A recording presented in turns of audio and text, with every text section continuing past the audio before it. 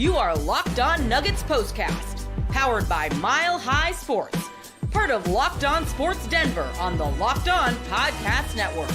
Your team every day. Ay. What a game from the Denver Nuggets. Welcome on into your Locked On Nuggets postcast on this Thursday, December the 5th, as the Denver Nuggets losing to the Cleveland Cavaliers. Your final score 126-114, and Denver made it a little bit interesting there in the fourth quarter, but I don't think the final score is indicative of just how bad Denver played, really in isolation in the first and the third quarters. They played good in the second quarter and were competitive in the fourth quarter, but unable to get the job done here tonight in their first game of a 3-game road trip. I am your host, Aniello Piro. You guys can follow me on social media at Media by AP. In today's episode of your Locked On Nuggets postcast is brought to you by our friends over at FanDuel. You can start the season with a big return on FanDuel. New customers can place a $5 bet and you'll get started with $150 in bonus bets if you win your first $5 bet. Just visit FanDuel.com to get started. And, hope everyone is hanging in there tonight as the woes continue. That's probably the simplest way that I could say it. I thought they were lucky. If you watch the Locked On Nuggets postcast from, Tuesday night against the Golden State Warriors, I thought Denver was lucky to win that game. I had a bit of a sour tone, even though they won the game. I was kind of surprised that they won the game, to be completely honest with you. But tonight, unable to take down the Cleveland Cavaliers, who, let's get this out of the way, are one of the best teams in the NBA. They have the best home record in the NBA now, as I believe they improved to, 13-1 at home now are the Cleveland Cavaliers. So, so it goes. I see my man Jeff Morton in the comment section getting us started here. Stat of the night: Nuggets were outscored by 48 in threes. They outscored the Cavs by 36 in the paint. They lost by 12. And to put my Matt Moore cap on, let me say that because I saw him tweeting about this during the game against Golden State. If the common denominator in Denver's wins this year, if you outshoot the opposing team from beyond the arc, odds are they're going to win the game. If they get outshot by the opposing team, odds are they will lose the game. And there's a medley of reasons as to why Denver struggled tonight. I mean, let's get this straight too. Cleveland shot nearly 50% from three tonight. They were just raining threes. That's why I made it my first bullet point here on the background. But smash that like button, hit that subscribe button, guys, if you don't mind, if you're watching live on YouTube. That way you guys never miss an episode of your Locked On Nuggets postcast. But we'll save the best for last, the positivity of the night, which is Nikola Jokic surpassing Magic Johnson for third most triple-doubles in NBA history. But just a rough game across the board for Denver in particular. As Jeff mentioned their three-point shooting was non-existent. Their defense on the three-point line for Cleveland was non-existent. And when Nikola Jokic goes out of the game, this Denver Nuggets team just becomes so stagnant on offense. I mean, you even saw Jokic at one point, like with his hand on his chin, disengaged on the bench. And look, I said it after the Cleveland game, or after the Golden State game, excuse me. How much longer, not even how much longer, but Denver just can't rely on Nikola Jokic, as great as he is, best player I've ever seen.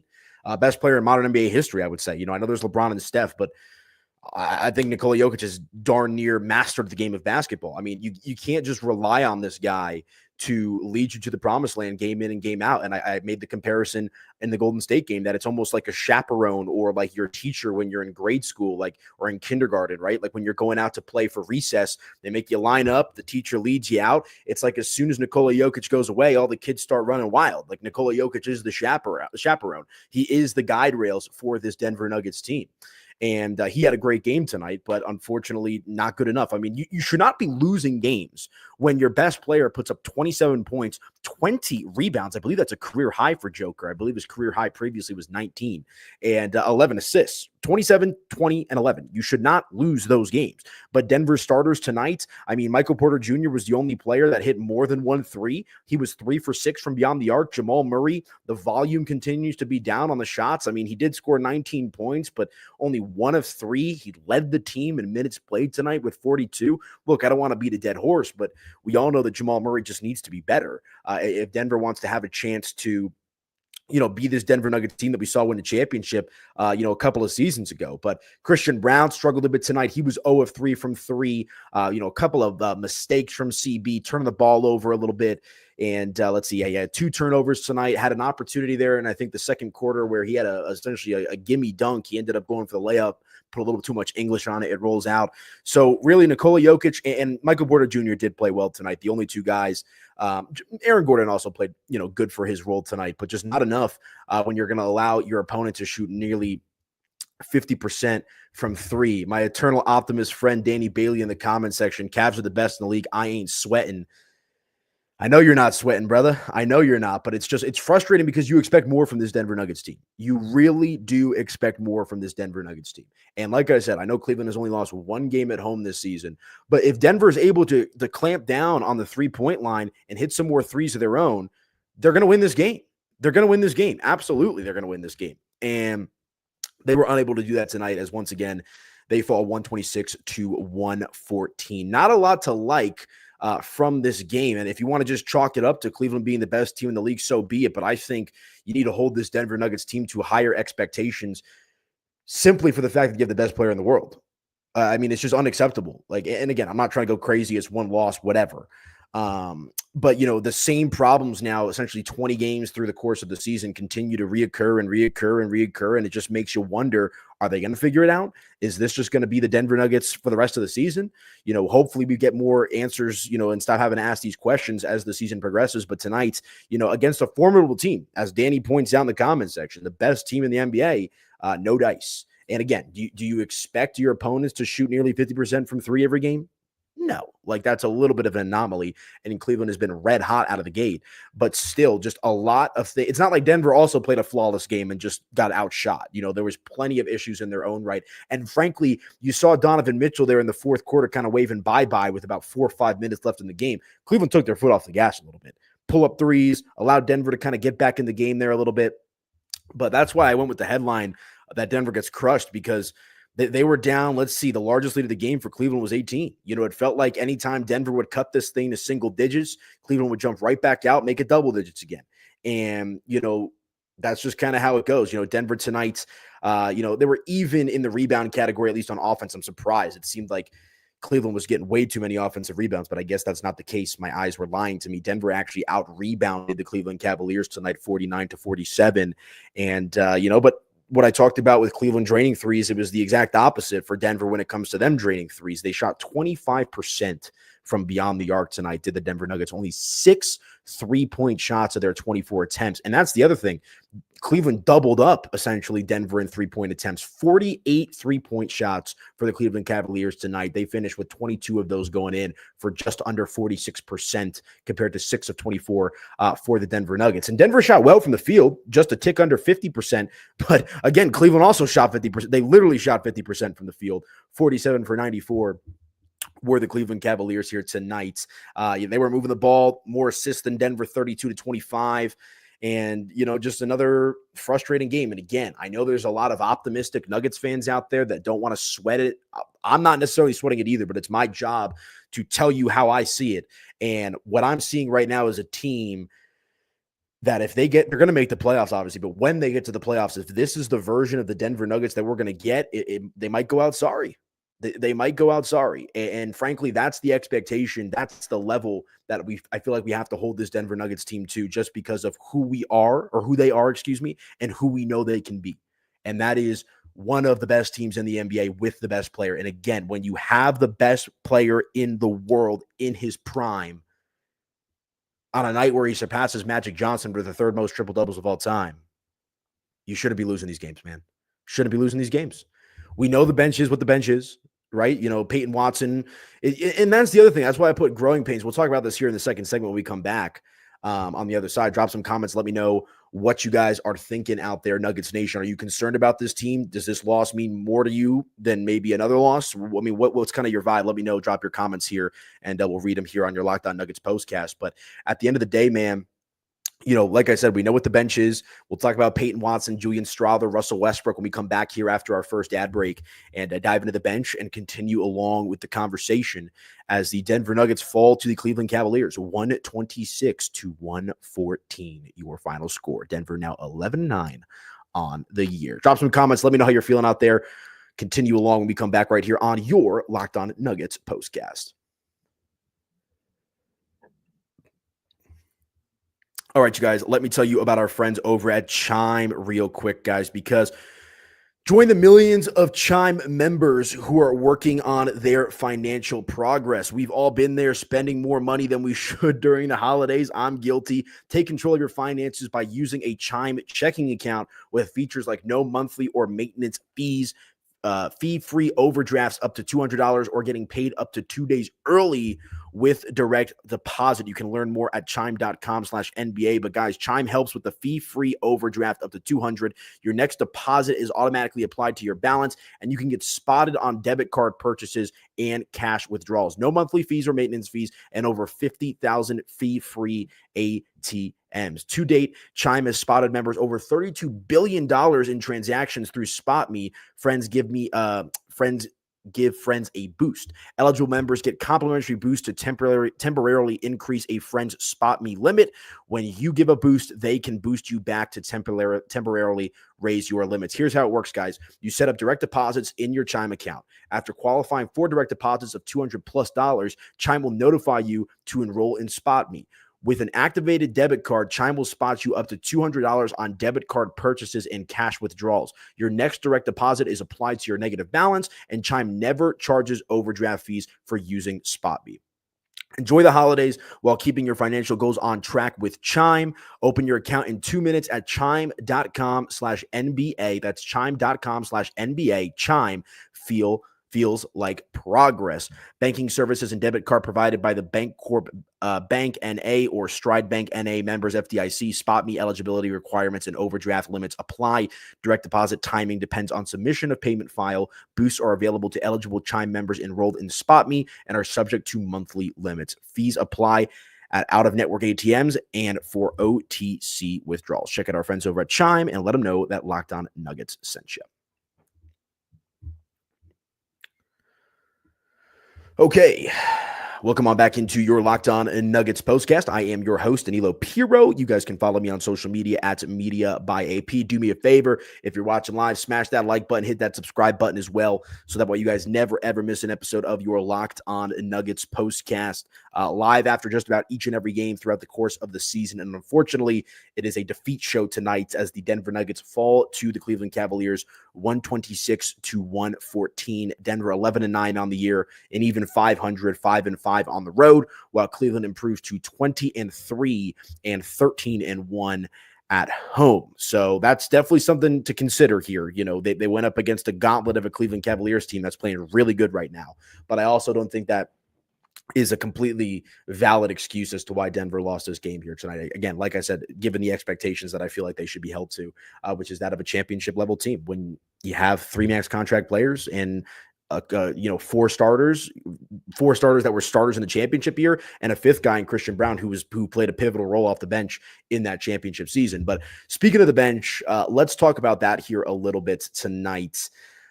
Short rotations, once again, only 4 players. So 9 total players playing in this game here tonight. And, Zeke Naji, you could really say, essentially 8 players playing tonight for the Denver Nuggets, as Zeke Naji only had 3 minutes of run, didn't do anything in those minutes. And, Peyton Watson leading the bench unit with the run with 18 minutes played. He had 4 points, 2 steals, which was nice, 1 assist, 4 rebounds as well. He did make a nice 3-point shot, which you like to see, but then he followed it up on the following possession with a brick from beyond the arc. And then Julian Strawther played a dozen minutes tonight. He only had 2 points. He was a -14 in the box plus minus, and essentially zeros across the board from there. 1 of 4 from the field, 0 of 2 from 3. And let's use that Peyton Watson sequence as kind of a microcosm for us to expand on for just a moment, if we may. So you see Peyton Watson hit that 3-point shot there right at the top of the 3-point line, parallel to the free throw line there. And then he's in the corner, I believe it was the left corner, and he bricks the following 3. And, it's like 1 step forward, 2 steps back, 1 step forward, 2 steps back. where, you see these young guys in Peyton Watson and Julian Strawther that, are supposed to be in this role. Like, this is what Calvin Booth wants. He wants the young guys to get some run. He wants them to learn, via experience and go through these growing pains, but it's also going to cost you some minutes or cost you some games. And I'm not saying Peyton Watson and Julian Strawther cost the Nuggets the game tonight. That's not what I'm saying. But you do lack a little bit of firepower on the bench. And, like I said, you have some good moments. Watson, I believe, let me check the stat sheet here real quick. I believe he had a block or two. Oh, no, he did not tonight. Excuse me. But I thought he made some good defensive plays throughout the course of his 18 minutes tonight. But it's just not enough, to kind of compensate when your other starters are struggling. In particular, Jamal Murray, who was 1 of 3 from beyond the arc tonight and had 19 points. Yeah, you like that. 4 of those points coming from the line, but you're just not getting that juice. I thought Jamal played decent or I shouldn't even say decent. I thought he played well on defense tonight, but you need Jamal Murray to score on a more consistent basis. I mean, that's just the reality of the situation, especially when your bench, like I said, is as thin as it is. And look, Russell Westbrook has been nice for this team in spurts. Tonight he was fine. I mean, he was a -15, the box plus minus, the worst mark of any player on the Denver Nuggets tonight. He had 10 points. He was 1 of 3 from 3, 4 of 9 from the field, he had 3 rebounds in this one, a steal, and 3 assists as well. So, this is just kind of life with the Denver Nuggets bench, and it's just not going to improve likely throughout the course of the season unless they make a trade. And we all know how difficult that's going to be for Denver to do. And so when that's the case, you're going to rely on your starters to just be that much better. That's kind of how it goes, man. And, Danny says we need more from Strawther, ain't counting out P-Watt for offense. I agree. I completely agree. And look, I said it on the Golden State postcast on Tuesday. I am not casting full judgment on this Denver Nuggets team until we get to the new year. So we've got about, 3.5 weeks until we get to that point. I think there's still, ample opportunity for Denver to try to find their footing. We've seen them struggle early in seasons in the last few years as well. So let's hope that Julian Strawther and Peyton Watson and Russell Westbrook and Jamal Murray and all these guys, flip that switch and get back to playing tried and true Denver Nuggets basketball, because when they do that, they're tough to beat. So it is what it is here tonight as the Denver Nuggets lose 126-114. But like I said, I thought Michael Porter Jr. had a nice game. 24 points for MPJ. He was 3 of 6 from 3, heating up there a little bit towards the end of the game. He was 8 of 15 from the field, which you like to see in 38 minutes played. Did a good job, clean the glass as well. 7 rebounds for MPJ, a couple of assists, and 4 steals.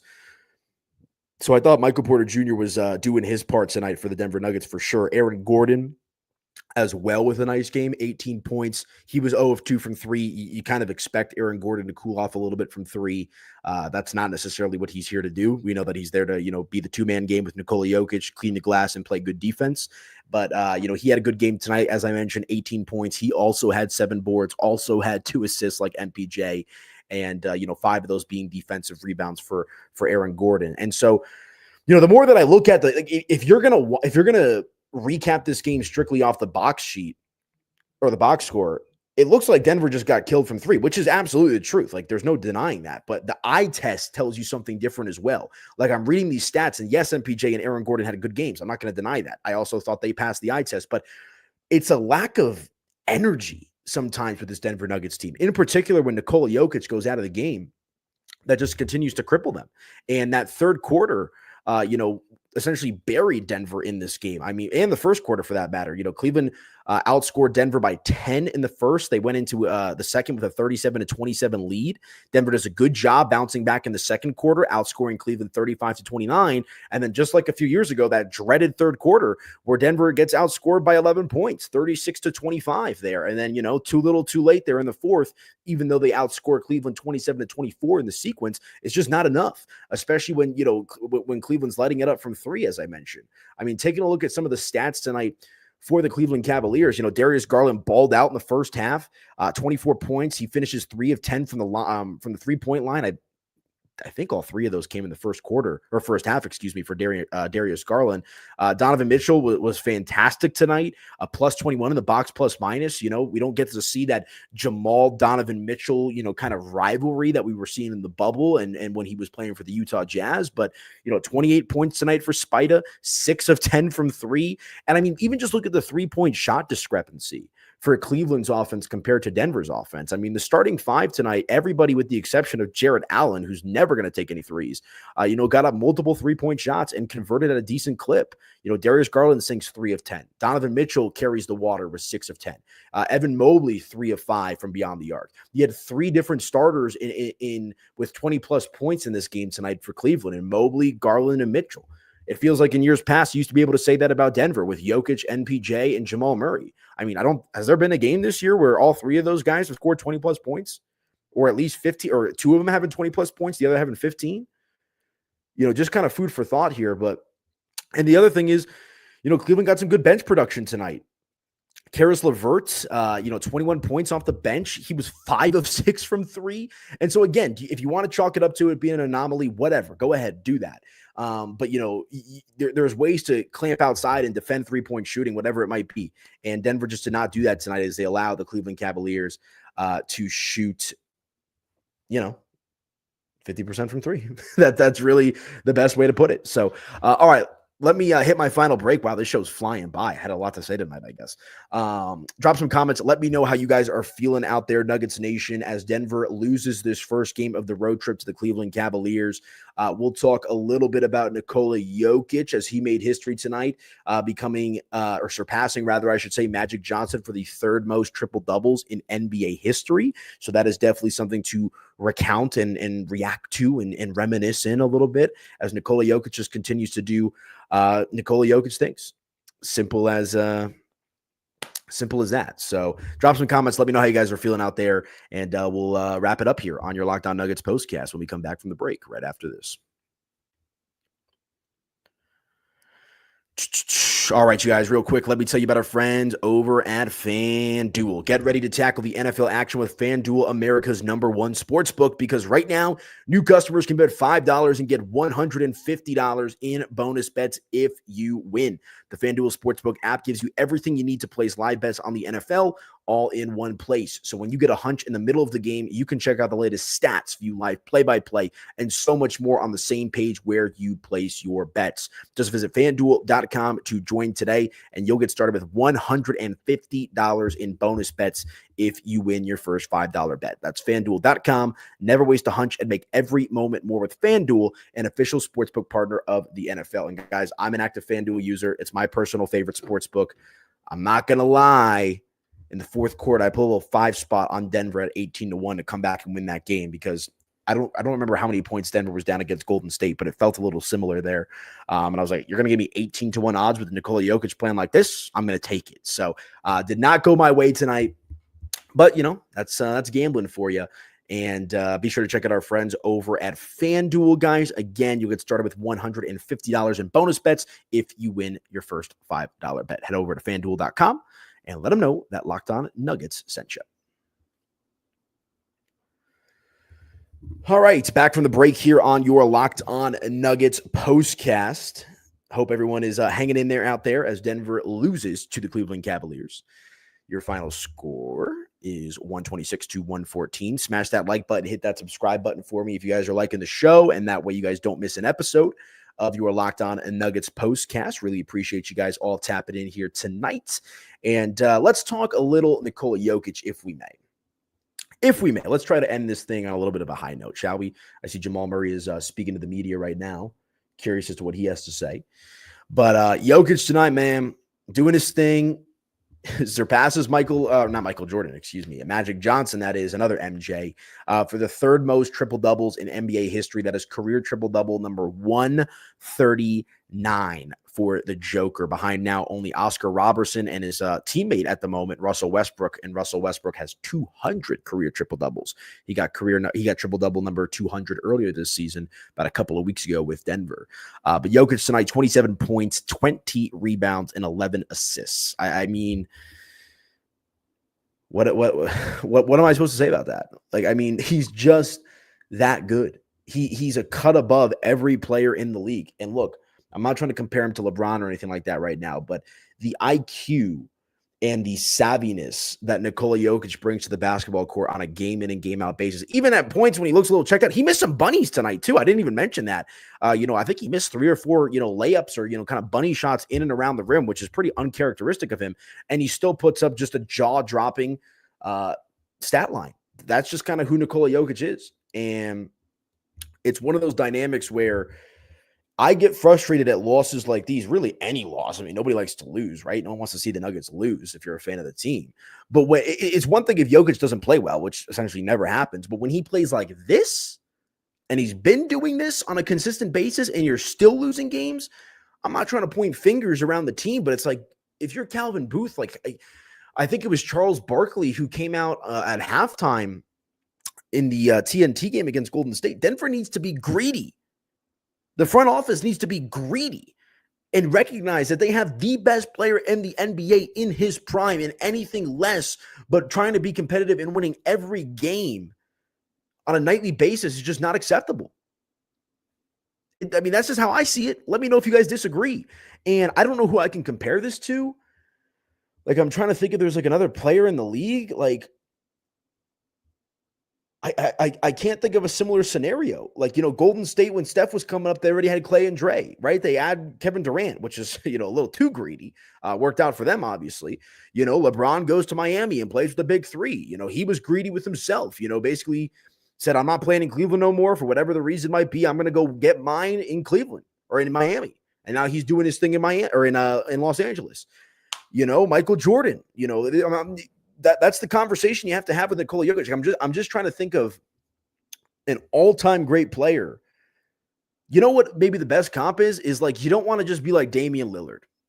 And I love Damian Lillard, man. I love Damian Lillard. He's been a little up and down with Milwaukee, but he's also past his prime.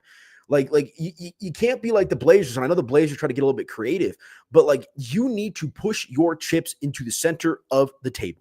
You need to go for gold every single game, every single season, because you have the best player in the NBA and the best player that you're ever going to have in franchise history. There will never be anybody better than Nikola Jokic in Denver Nuggets franchise history, at least not when I'm alive. That's for sure. And so, again, not to be finger pointing towards Jamal. We know Jamal needs to be better. I thought MPJ was good tonight. But when he's putting up those types of numbers and you're still falling short, it just makes you want to bang your head against the wall. At least makes me want to. And so, like I said, it's still early. It's December the 5th against the best team in the NBA so far, record-wise. A team that's only lost one game in the Cleveland Cavaliers.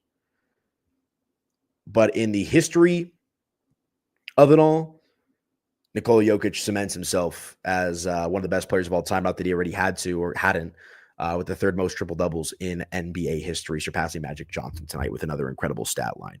A couple comments here from T. Jamal needs to come off the bench, he says. I keep thinking that this is the night for Jamal, but he is not going to be what he needs to be. What should Malone's future be? I'm a Malone guy. I like Michael Malone, and I don't think Malone's going anywhere, and I think a large part of that has to be because I think Nikola Jokic really likes Michael Malone, and you don't want, I mean, like, who are you going to go get? Like, that's always my question when people want to, talk about firing Malone or moving on from Malone. Like, who are you going to get? Who's going to make a difference with this roster right now? You want to say that 3 or 4 years ago before they won the chip? Sure, I could buy that a little bit. I could. But look at the roster. Malone has to play with the hand that he's been dealt, and he's got a very inconsistent bench with a lot of inconsistent players. Simple as that. And, he came out 2 weeks ago saying, or maybe it was even after the first or second game of the year, we've got to figure out a way to get Jamal started. Because the Denver Nuggets, not only, like, we know that Nikola Jokic is the straw that stirs the drink. We know that. But Jamal Murray is what makes them go, because you know what you're getting from Nikola Jokic on a game in and game out basis. But when Denver can take their play from here to the moon is when Jamal Murray is playing like playoff Jamal, and he's dialed in and he's making bucket after bucket, hitting big three, contested shots, playing good defense. And that same fire and juice just has not been there. I don't know. Daniel says this season has been the worst coach season in Malone's history. Explain to me why you think that. Like, please tell me what you think Michael Malone could possibly do better with this roster right now. I'm not opposed to seeing more Russell Westbrook myself, but that's not gonna fix any issues in the big picture. Maybe they get some more energy and effort, in some short spurts here or there, but I don't think that's going to result in any more wins or anything like that for Denver. I think the roster's flawed. And like I said, man, You've got to do everything in your power to surround Nikola Jokic with the most high-level talent. And I know KCP, I haven't checked up on his stats in like the last week or so, but I know he started out the year a bit cold for Orlando. But I also think KCP was as good as he was because of who he was playing with. Bruce Brown, same thing. We know that they couldn't keep Bruce Brown for money purposes. But it's one of those situations where I'm watching this team now 20 games in, essentially, and I'm like, they're just missing something. Thankfully, it's not my job to figure out what that something is. It's my job to react and tell you how I feel. And my eyes are telling me that Denver is just lacking a little bit of juice. They're lacking some firepower. They're lacking some consistency. And you hate to see it when Nikola Jokic is playing, the best basketball of his life. Front runner to win MVP again. Should be 5 consecutive MVP seasons if he keeps this up. If he keeps this up, he's going to win 4 or back to back for the second time, 4 total. So I don't know, y'all. All right, gonna wrap up here. If you got any comments, I'm yapping right now, but I'm liking it. I'm having a good time, believe it or not. I like to talk for a living. I like to talk basketball. I like to talk sports. So if you guys want to go back and forth here for a minute or two, drop some comments and we can have some fun here. But in the meantime, I know my guys, Ryan Blackburn, Matt Moore, aka Hardwood Paroxysm, Swipe a Cam. They'll have you covered with some more Nuggets content on the Locked On Nuggets podcast. Also, Ryan does the Pickaxe and Roll podcast for us at Mile High Sports. Check that out on the Mile High Sports YouTube channel. Daniel says this season with Jamal, it looks like Jamal has lost complete trust in Malone. If you're out of it by the new year, you will have to talk about his future. They're not going to be out of it by the new year. They're not going to be out of it by the new year. And like I said, I don't know if he's lost trust in Malone. Malone and Jamal have always had a really good relationship, from what I've been able to gather and the people that I talk to. I'm in the building. Maybe this year, Jamal has just looked disengaged. He was engaged tonight on defense, but he just doesn't look like there's not that same passion, that same fire from Jamal Murray. So it is what it is. We'll have to see if Denver gets it figured out. But for tonight, folks, your final score, 126-114. Jokic passing Magic Johnson for the third most triple-doubles in NBA history. Unfortunately, it comes in a loss to the Cleveland Cavaliers, who are now 20-3 on the year and 13-1 at home. Denver 11-9 on the year, hovering around 500 on their first game now of a 3-game road trip. Now, coming up, they'll take on the Wizards, another 5 p.m. start to that coming up on Saturday night. So we'll see. But all right, guys, that is going to do it for me. Really appreciate you guys tapping in and watching live. As always, again, you can follow me on social media at Media by AP. Make sure to hit that like button, hit that subscribe button. That way you guys never miss an episode of your Locked On Nuggets postcast. But Nuggets lose tonight. Back at it again on Saturday. Talk to you guys then. Have a good one, folks.